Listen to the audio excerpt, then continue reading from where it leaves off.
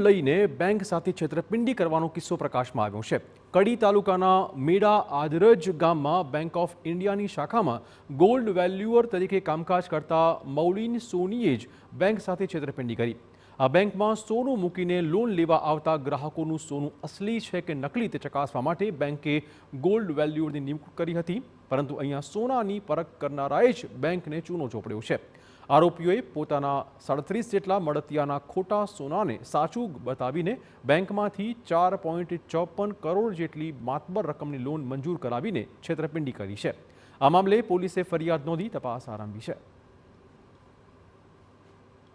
2023 અને 2024ની અંદર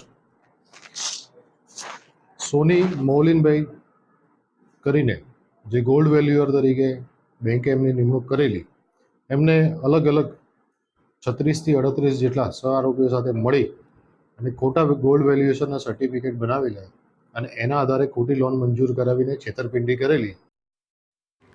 જામનગરમાં વાડજ ચીબડા ગળે તેઓ